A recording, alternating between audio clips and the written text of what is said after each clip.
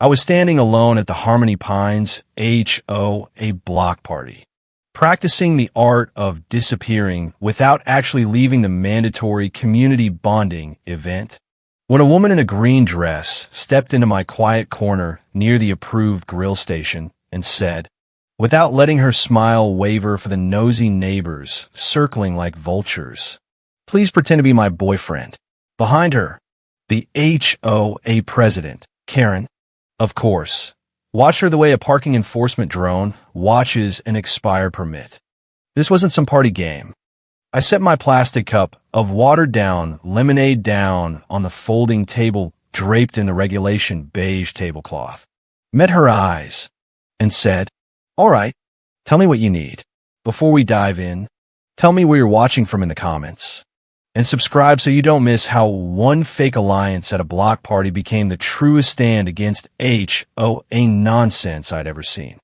Her eyes were steady, not pleading. Panic trembles. Resolve holds its chin high. Up close, I saw what the cul-de-sac couldn't. How carefully she'd arrange herself to be ordinary. The kind of necklace you choose because it won't catch on any violation notice. The kind of heel you can run in if the fines start piling up. Hair pinned in a way that said pretty, not memorable.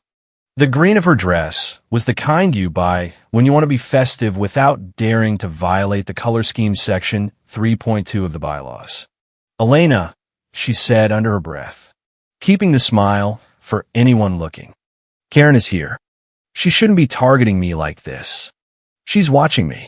I need a way across the lawn to the head table where the board sits. The vice president knows. Stay with me until I'm not alone." "Jordan," I said. "You aren't." When she took my arm, it was not the theatrical clutch you see in movies. It was practical, like the way you hold a railing on a sidewalk that's about to be cited for cracks. There was a small tremor in her forearm that didn't reach her hand. We moved. I kept my body between hers and Karen by the punch bowl without telegraphing it with shoulders. The DJ slid into a safe. Non-controversial pop, standard, just as we passed the dance area marked with chalk for approved activities only. A woman in a sequin jacket laughed too loud and then apologized to a stranger for being happy. Classic Harmony Pines, where joy needs a permit. Block parties are always two lawns. The one the HOA photographer captures for the monthly newsletter, and the one where people try not to come apart under the weight of petty rules. If anyone asks, "We met in the community garden," she said suddenly as if we had begun a script. "That works," I said. It also happens to be true for a lot of the best things in my life, dodging Karen's unapproved plant letters. Her mouth surprised itself into a small smile. "You garden?" "I do," I said, at the back in the chair with a bad light, because stubbornness in a solar panel she called an eyesore last month. She nodded like a person who also refuses the lamps she's given by the HOA lighting committee. I shoved my grief by violation notice. She said, and then we were at the head table, and she exhaled into two syllables that didn't form a word. The vice president had the calm competence of a person who knows where the spare extension cords are hidden from the no outdoor storage rule. He stood when he saw us, napkin tossed onto his chair. All attention, thick hands, gentle eyes, a tie that had been loosened just enough to say, "The speeches are over. The real work has begun." "Hey, Elena," he said. "All right." "No," she said, friendly as a handshake. "Can you get Nora?" The community manager. Nora, headset, certainty, arrived before I could count to 10. She had on the kind of black dress that refuses to wrinkle under pressure from Karen's glare, and shoes that a marathoner might respect for dodging citation chases. Elena held out her phone with a copy of the cease and desist order on the screen, and pointed with her chin toward the punch bowl. Her mouth went flat in the way of women who have had to be professional about too many power trips disguised as community standards. "Stay where people can see you," Nora said. "We'll handle the rest." We stayed, not as statues, but as people trying to be visible to the right eyes. I put my hand on the back of Elena's chair, not touching her, but claiming a radius that said this space is occupied. Speeches began. Glasses lifted in perfectly coordinated toasts. The board treasurer started with the wrong joke about keeping it green and recovered with a nervous laugh that sounded like a lawnmower backfiring. A toddler hit a spoon against a water goblet and invented an encore that didn't violate the noise ordinance, yet. Karen at the punch bowl turned her body toward us with that proprietary lean tyrants think they invented. "Tell me something about you," I said to Elena. Not because we had time to flirt, but because the mind does better work when it's reminded it has more than one room.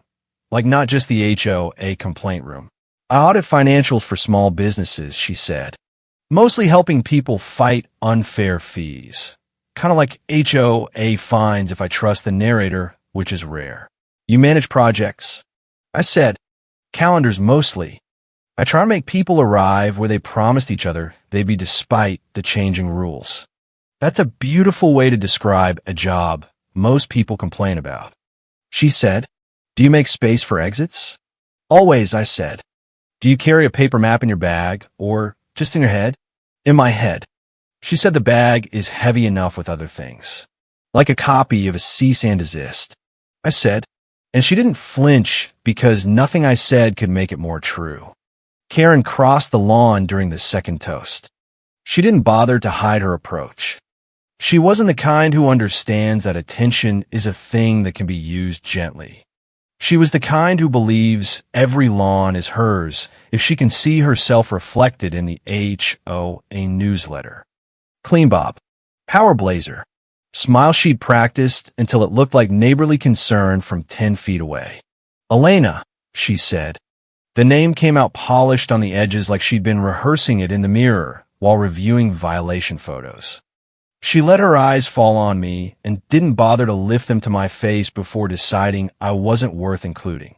After all, I was the guy she'd already labeled the weak link in last month's bulletin. "Do not speak to me," Elena said in a voice that could have been mistaken for polite in a different context. "Leave. You didn't respond to my latest citation email," Karen said. A sentence that assumes entitlement and calls it concern for property values. "I won't," Elena said. "I'm with her," I said, neutral in tone, not because I didn't feel urgency, but because urgency sets traps for Karens like her to feel invited to leap. "You need to go." She leaned in a fraction. Elena didn't move.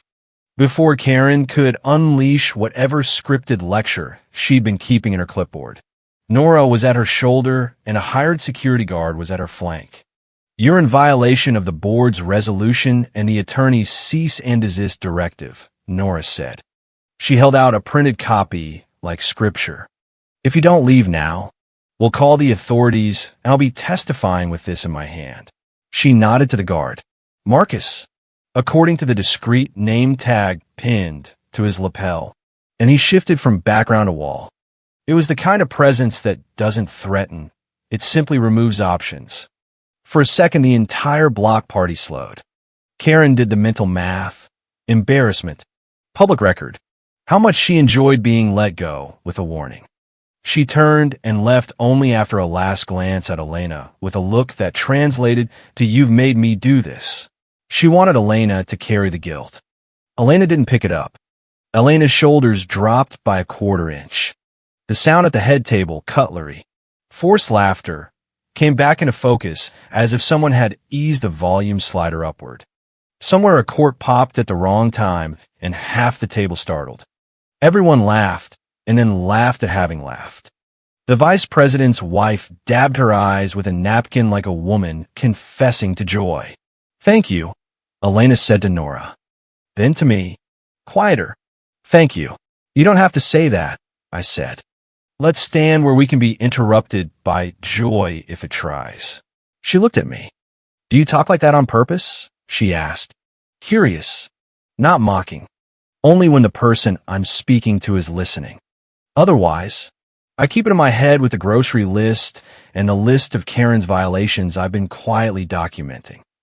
We stood through the rest of the speeches and the first awkward group dance through a line of relatives that always appears at block parties to inspect what community spirit looks like on people younger or older than they are. A cousin insisted we take Polaroids for the HOA scrapbook and then shook the picture like it would speed up the approval process. We ate burgers we didn't taste from the approved grill menu. We kept to the edges, but not the shadows. The vice president, flushed and relieved in that way people are, after all the citations have been threatened and all the neighbors have been glared at, collapsed into the seat beside us, kicked his dress shoes off, and tucked his feet under him like a kid who just survived a pop quiz on the bylaws. His tie made a sound like a lawnmower idling. "You good?" he asked Elena. "Better," Elena said. "Meet Jordan." "Thank you," the vice president said simply to me. Then to Elena, "We're keeping Nora on the door until the last folding chair is stacked and the last violation notice is torn up. It is a particular kind of safety to be surrounded by people who are not there to fight for you.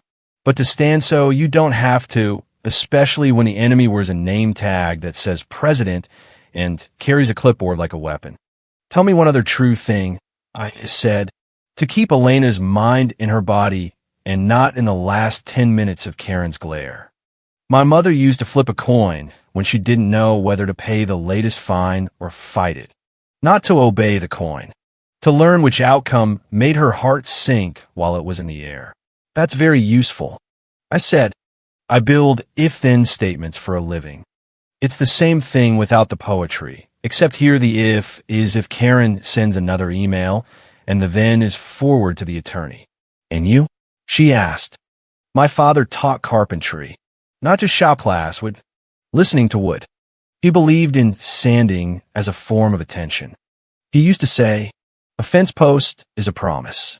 Don't build one you won't keep per the exact height in section 5.1.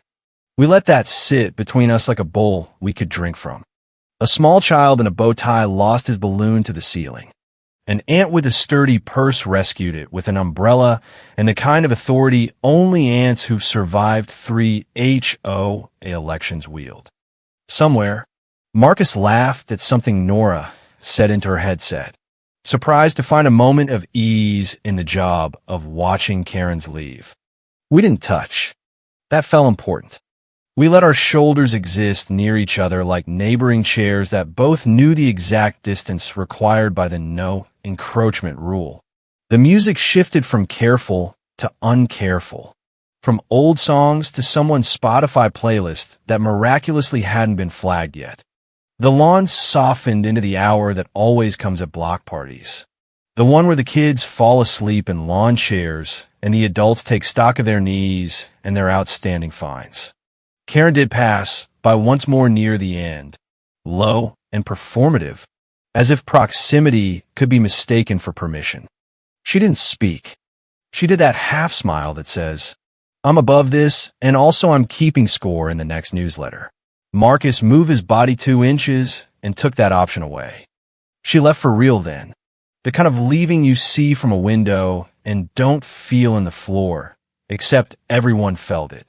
A collective exhale rippled through the crowd like the first cut of a perfectly manicured lawn. We stayed until the string lights came up, and it was clear we belonged to the world outside the HOA gates again. In the parking line, the air was soft after the afternoon heat. We watched couples stumble in their shoes, and older men tuck their ties into their shirt buttons like they were hiding evidence. Marcus stood at the top of the steps.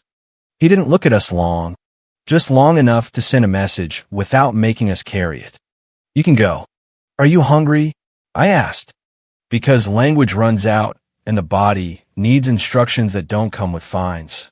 "Yes," she said, "and I don't want to be alone in my house and listen for a knock that won't come, because Karen has a key to the rumor mill. There's a diner a block over. It doesn't judge, and it's outside the HOA boundaries. We walked there in the kind of silence that isn't absence.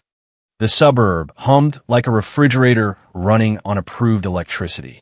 The diner had blue vinyl booths that had been patched more than once, and a counter where a man in a paper hat flipped pancakes, as if the night were a dare he intended to win without a permit. The waitress called me honey in a way that made my shoulders drop. No clipboard required. Someone had left a newspaper folded to the crossword. 3 clues were filled in with the wrong words. And no one had been punished for it. Refreshing. At the booth, we didn't pretend to be more than 2 people who had survived a particular hour together under the same oppressive sun. She stirred her coffee as if she were trying to hear the spoon over the echo of Karen's voice. I watched her hands, because sometimes hands tell more of the truth than mouths can while they're still busy telling the necessary lies of composure. There was a small crescent scar next to her thumb, the kind you get from a new knife in a moment's inattention, or maybe from signing one too many HOA forms. "Thank you," she said again finally. "Not formulaic, not obligatory. You made it easier to remember what to do. You did the hard part," I said. "Asking a stranger is hard." "I know. I've invented a dozen ways not to, especially when the stranger has already been slandered in the newsletter as the problem resident." Her mouth surprised itself into a smile. "I haven't asked for anything lately," she said. "I got our practice. I make lists when I'm afraid. I call them plans so I can respect them without liking them." She nodded like I named something she keeps in her kitchen drawer next to the violation notices. We told each other the kind of details that make a person feel less like a landscape and more like a map you could one day learn to read. She audits financials. I manage projects. She keeps a list of sentences that saved her on her phone, mostly lawyer emails. I keep safety pins and a small screwdriver on my keychain for emergency fence repairs. She counts exits. I count chairs that don't violate setback rules. She takes the long way home when the air is good. I carry earplugs even to quiet places because you never know when Karen will start a petition. She won't eat raisins. I buy black coffee because learning to like something bitter feels like rehearsal for life under HOA rule. She told me about the day she filed the complaint, not for punishment, but for context, the lawyer who asked to see the paperwork with a kindness that didn't need to be announced. The way her hands shook when she slid the new evidence onto the ring. She told me about the first night after the cease and desist, and the lamp she left on out of defiance, not fear. I told her about the day I stopped saying yes to things that made me resentful an hour later, like paying Karen's absurd fines, and how boring heroism looks from the outside when you're just trying to keep your grass at exactly 3 inches. "Can I have your number?" she asked, careful. Not a test. An ask. "Yes," I said. I wrote it on the back of the receipt because how you say yes matters, and it felt better to hand it to her as an object than to speak into a phone on a night when phones had already done enough damage via group texts. She placed the slip in her wallet like a ticket she intended to redeem, outside the HOA system. "Coffee," she said, "daytime, somewhere public. No performance." "Yes," I said. "Send me the name of the place." We met on a Tuesday when the suburb was trying its best to behave. The coffee shop had plants in the window and tables made from wood that knew it had been a tree and wasn't mad about it, unlike Karen, who hated anything natural that wasn't on the approved plant list. The barista had a mustache too large for his face and a gentleness that made it work. We sat by the door. She chose the chair that faced the room. I didn't make a point of noticing that she had done that, because I'd done the same thing ever since Karen started driving by my house, just checking. We ordered like people auditioning for a routine. She strong coffee with cream. Me black. She put her phone face down, not because of me, but because it felt like drawing a small boundary she controlled. No pop-up violation alerts. Her dress was the color of storm clouds that don't intend to break. I wore the only sweater I own that looks like it belongs to the person I am in my head instead of the guy Karen calls the eyesore. I brought paperwork, she said a little wry, and slid a folder into view. A copy of the order, a printout of Nora's incident report, screenshots from the emails I forwarded to my attorney last month. "You're good at this," I said, and I meant both things, safety and survival. "I'm learning," she said. "It helps to decide ahead of time what I will and won't answer to. It's like writing labeled text for an exhibit. You choose what the story is before the first person walks in. Will you write them for me? I asked. I could use a plaque over my kitchen sink that says, "You are allowed to leave dishes until morning, even if Karen thinks it lowers property values." She smiled. I'd said in a sarcastic font, so it feels authoritative. We talked about everything that isn't everything. She told me about the day at the library when the new community garden plan arrived in a crate, and she got to be the first person to see it in this century, before Karen vetoed half the plants. I told her about the time I wrote a project schedule so elegant my coworker sent me a gift of fireworks, and I watched it too many times and pretended it was a joke. Not pride in finally beating one of Karen's deadlines. We didn't talk about Karen because she didn't belong in this room. We did choose a word for if we needed to. Umbrella. An ordinary word we could drop into a sentence to mean I need out. We practiced using it in 3 ways and laughed because rehearsal doesn't have to be grim.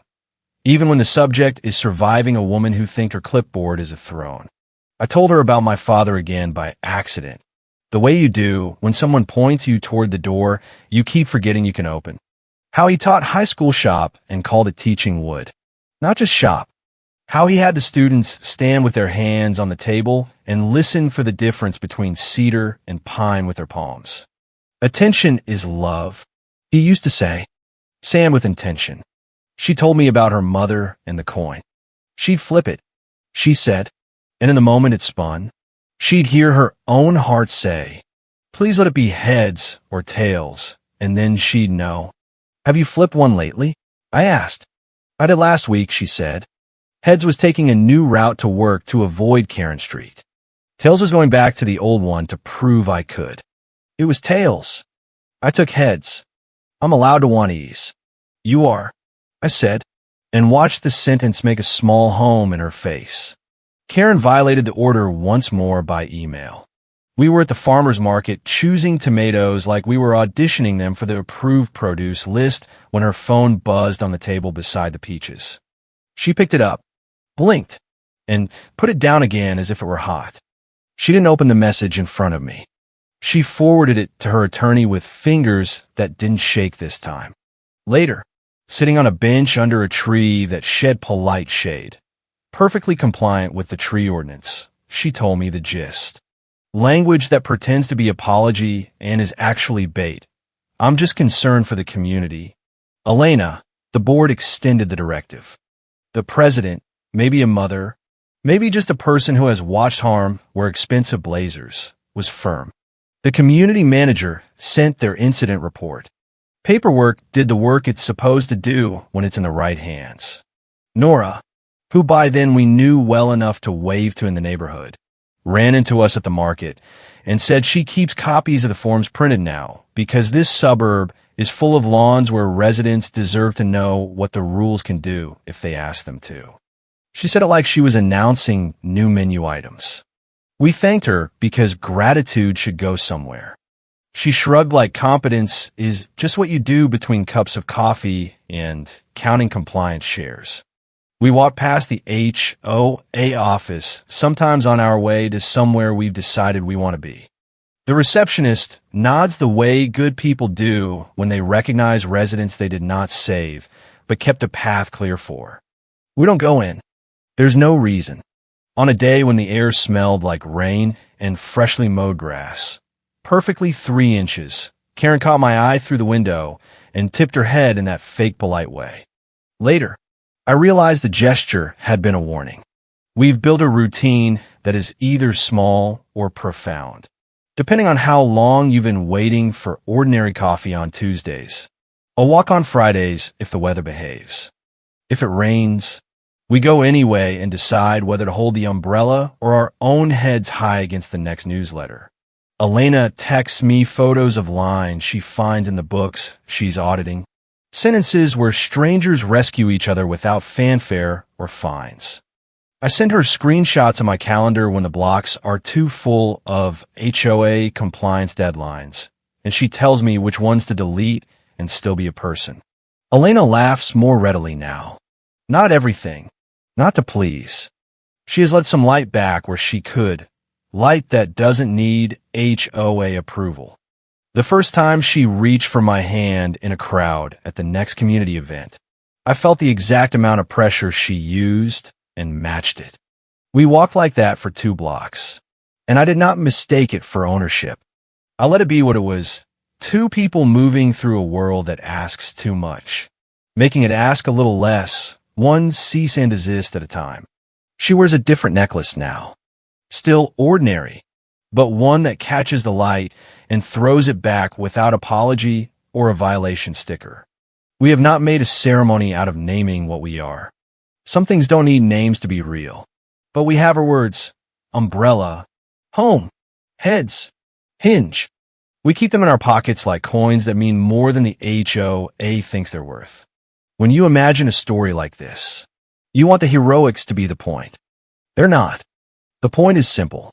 Somebody asked, and somebody else said yes in the right way. Calm, useful, without demanding to be thanked into a different shape. The sweetness came later after the needed parts. Shared laughs at absurd bylaws. A table on a Tuesday. A suburb that sometimes remembers it can be kind when the clipboard is finally put down. The rest is paperwork and pie, and ordinary days you remind each other are allowed to be ordinary, even if Karen is still out there somewhere, polishing her next citation in the dark. But Karen wasn't done. A week later, the board meeting notice appeared in every mailbox. Mandatory attendance. Of course. She tried to push a new emergency rule targeting unapproved alliances that somehow only applied to Elena and me. The room was packed. Residents who had never spoken up before sat with their arms crossed. Nora had the full file ready. When Karen stood at the podium with her polished speech about protecting property values, Elena simply held up the extended cease and desist the board had just signed that morning. The silence that followed was louder than any lawnmower. Karen's smile cracked for real this time. Her hands shook on the podium the way mine used to when I opened her violation letters. The vice president cleared his throat and read the motion. Karen was placed on probation. Her presidential powers suspended pending review. The crowd didn't cheer. Harmony Pines doesn't do that, but the collective exhale was the same one we felt at the block party. Justice didn't arrive with fireworks. It arrived with a quiet gavel tap and the sound of a clipboard being set down for the first time in years. After the meeting, we walked out into the evening air. Elena turned to me and said, "You know, the first time I asked you to pretend, I thought it was just survival. I didn't know it would become the start of something real." I smiled. Same.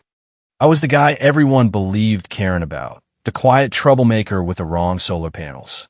One yes from you, and suddenly I wasn't disappearing anymore. We stopped at the same diner. This time we ordered pie, cherry, because it wasn't on any approved list, and that felt like victory. The waitress called us both honey, and we laughed until our shoulders dropped all the way. Outside, the streetlights, perfectly HOA compliant, flickered on. We didn't need to flip a coin. We knew which way our hearts wanted to go. Elena reached for my hand again, and this time it wasn't for show. It was just 2 people who had learned that asking for help doesn't make you weak. It makes the tyrants look ridiculous when they finally get exposed. Karen still lives in Harmony Pines. She still sends the occasional group email about community standards. But now the replies come faster, and the copies go straight to the attorney. Her position is shaky. The newsletter no longer runs her solo photos. And every time we pass her house on our walks, the lawn looks just a little less perfect, 3 inches and a quarter. Maybe. The point isn't that we won some grand war. The point is that somebody asked and somebody else said yes in the right way. Calm. Useful. Without demanding to be thanked into a different shape. The sweetness came later after the needed parts. Shared books of bylaws we laughed at. A table on a Tuesday. A suburb that sometimes remembers it can be kind. The rest is paperwork and pie, and ordinary days you remind each other are allowed to be ordinary. If you have a moment like this in you, if you've ever had to ask or said yes to the stranger at the block party, tell me where you're watching from. I hope the next time a Karen steps into your quiet and says violation, You have enough of yourself that you can say all right to the right person and mean it. And if no one has told you yet today, take up space in the middle of the lawn. The grass will survive. Karen won't.